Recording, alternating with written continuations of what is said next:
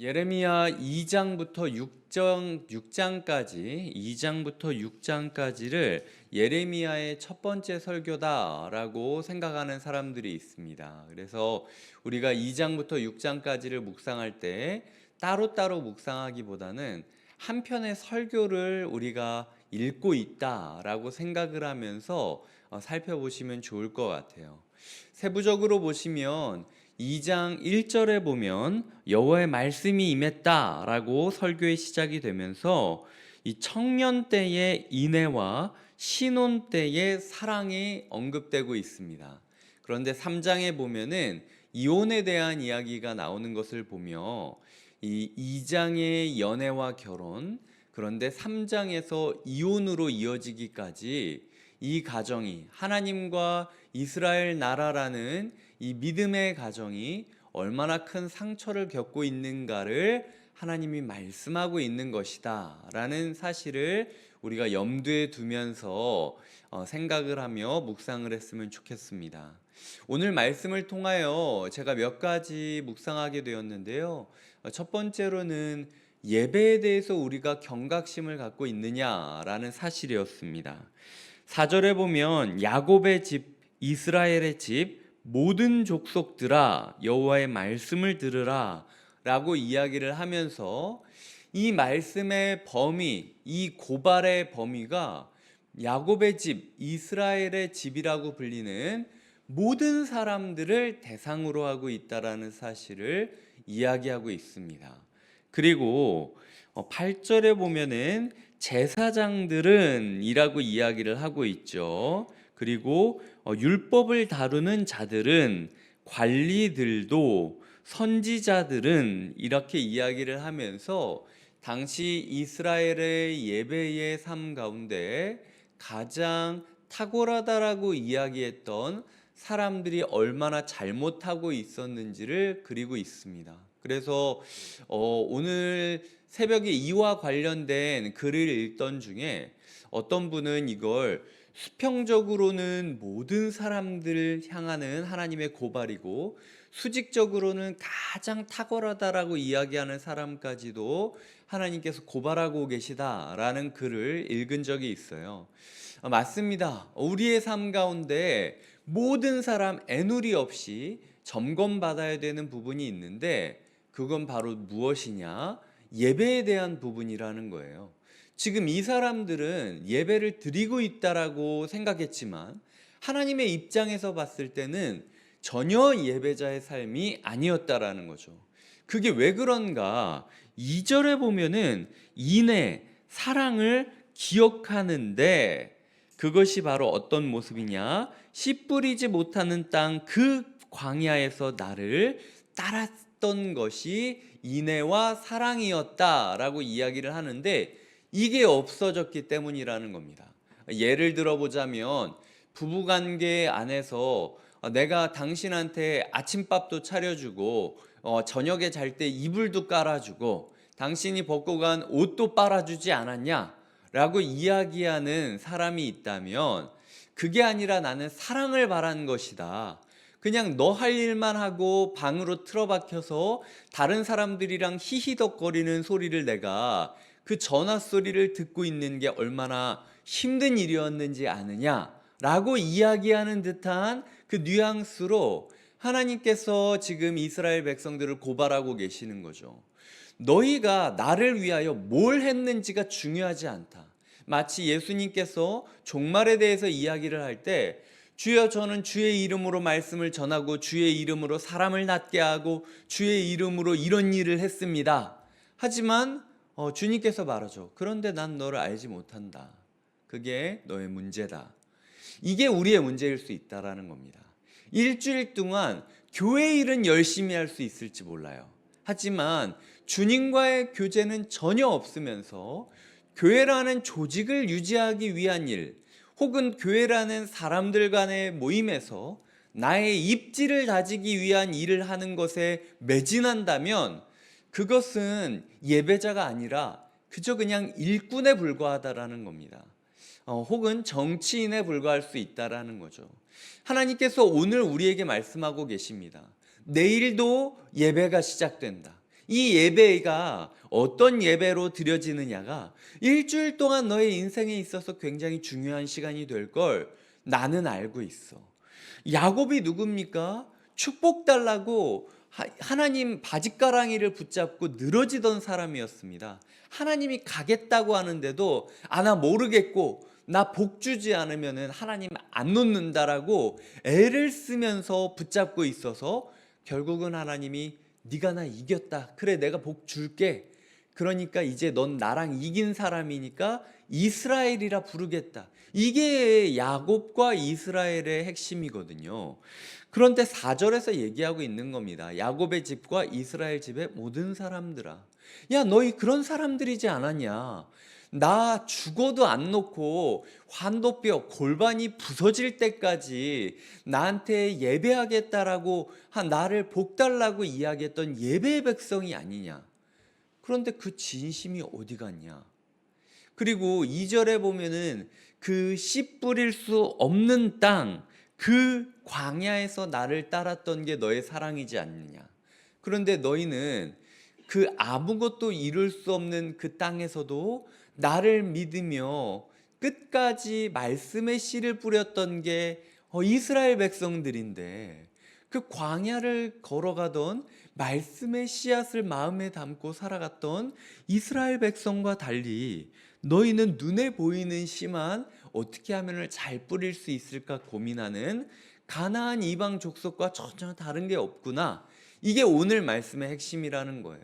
그래서 우리의 예배 가운데 두근거림이 없다면, 기대함이 없다면, 그리고 우리의 예배가 마음을 준비하는 것이 아니라 그저 그냥 내일 뭐 봉사할지만, 내일 내가 어떤 옷 입고 갈지만, 내일 내가 어떤 사람들이랑 어떤 이야기 나눌지만 생각을 하면서 예배를 준비하고 있다면 그건 이 고발당하는 이스라엘 백성들이랑 전혀 다를 바 없다라는 거죠.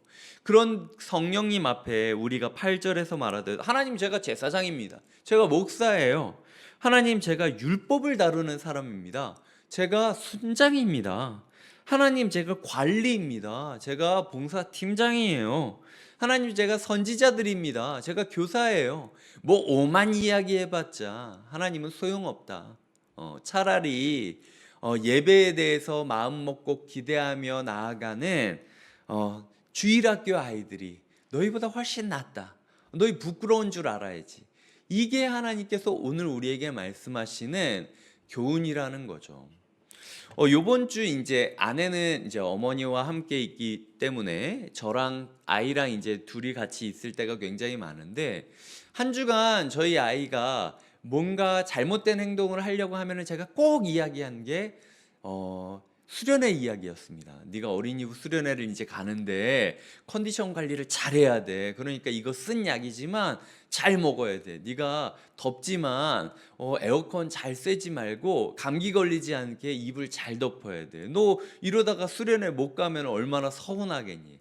애가 지금 하늘을 볼 때마다 오늘 날씨를 위하여 비가 오면 물놀이 못 하는데 뭐 형아들이랑 누나들이랑도 건강해야 다 같이 노는데 한 주 내내 어린이부 수련회만 생각을 하면서 모든 삶이 어린이부 수련회를 향한 기대감으로 자기가 불편하고 그 꺼려지는 일이 있다 할지라도 억지로 그 수련회에 자기를 맞추려고 하는 모습을 보였다라는 거죠.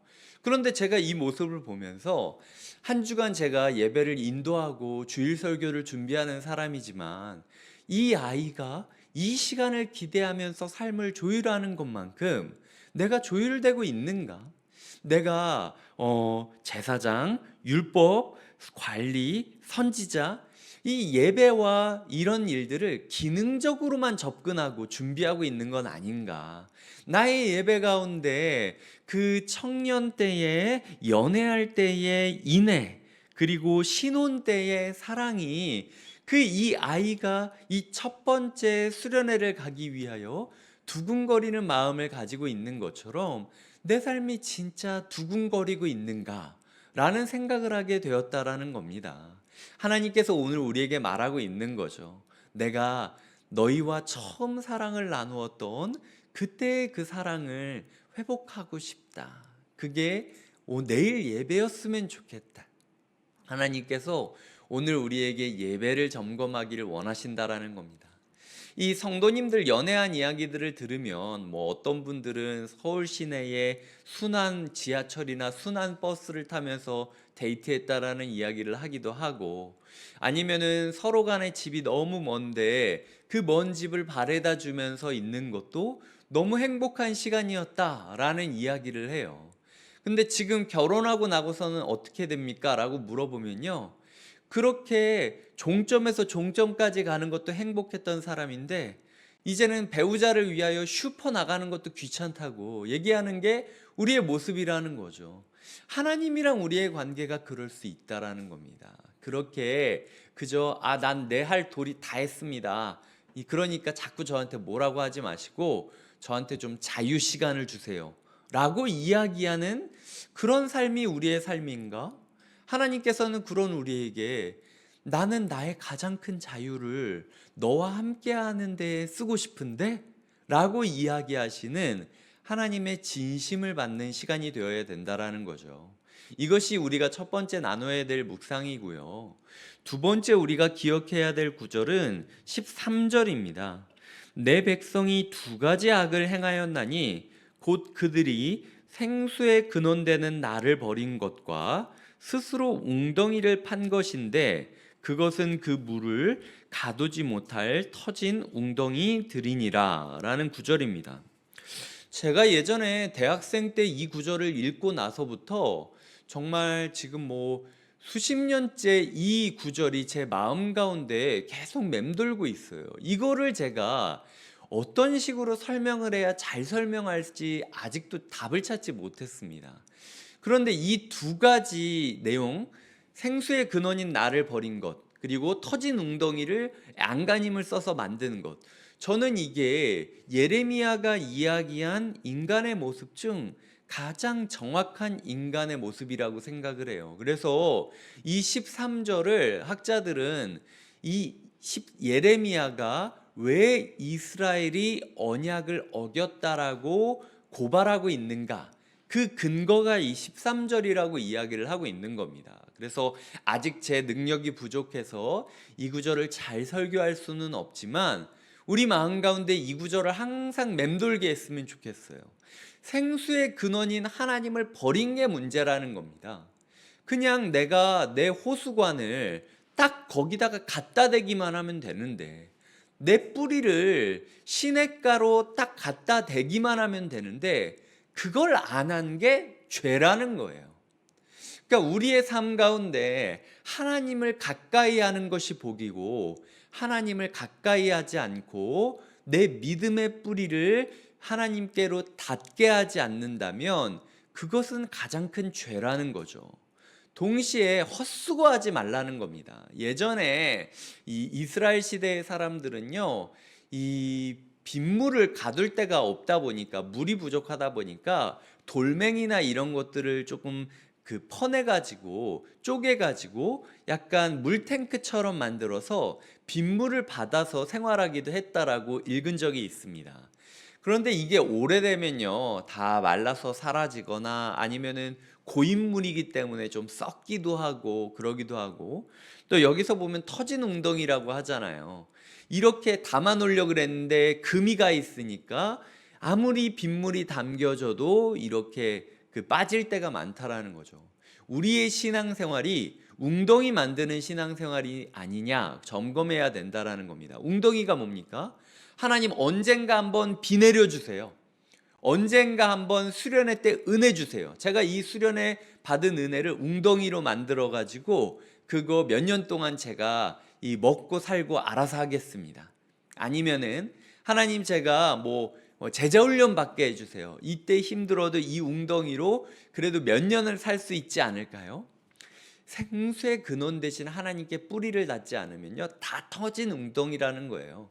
아무리 비가 폭포수처럼 내리는 날이라 할지라도 그거 금방 사라집니다. 영원히 이 은혜를 가둬두고 사용할 수 있을 거라고 생각하시면 안 된다라는 거예요. 아무리 맛있는 음식이라도 냉장고에 넣어두고 10년이고 20년이고 먹을 수는 없지 않습니까? 하나님께서 오늘 우리에게 이야기하시는 거죠. 그런 식으로 신앙생활 하지 말아라.